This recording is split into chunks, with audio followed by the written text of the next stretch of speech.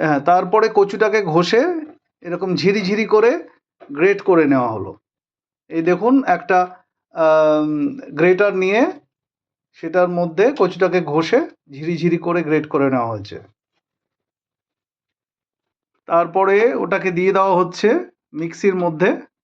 এই যেটা গ্রেট করে রাখা রয়েছে ওটাকে দিয়ে দেওয়া হচ্ছে মিক্সির মধ্যে।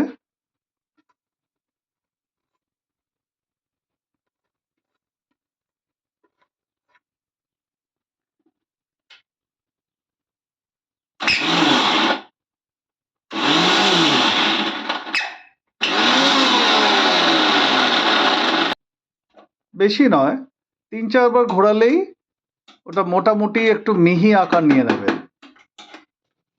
রেডি হয়ে গেছে আমাদের কচুর পেস্ট।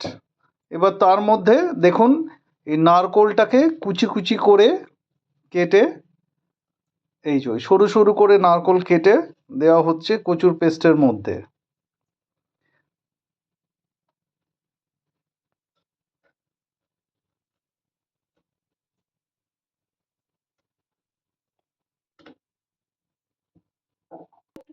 মোটামুটি 1 মুঠি নারকোল আর 2টো কাঁচা লঙ্কা দিয়ে দিলাম।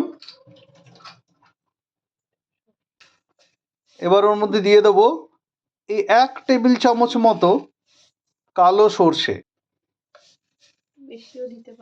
একটু বেশিও দিতে পারেন যদি সর্ষের ঝাঁঝটা যদি পছন্দ হয়।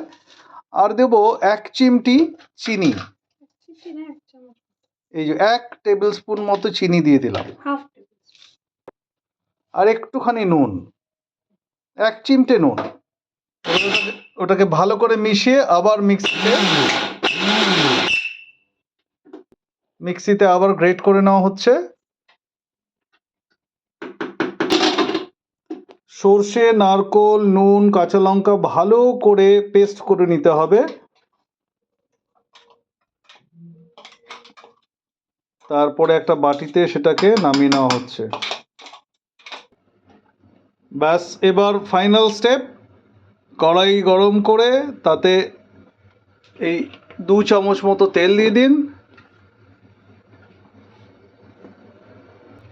তারপরে কচু বাটাটা, যে পেস্টটা যেটা, সেটাকে ভালো করে মিশিয়ে, তেল গরম হয়ে গেছে, তার মধ্যে দিয়ে দেওয়া হলো। এতে করে কচুটা গলা চুলকাবেও কম, আর যে কাঁচা কাঁচা ভাবটা কচুর সেইটা চলে যাবে। হ্যাঁ, কমিয়ে ভাজতে হবে।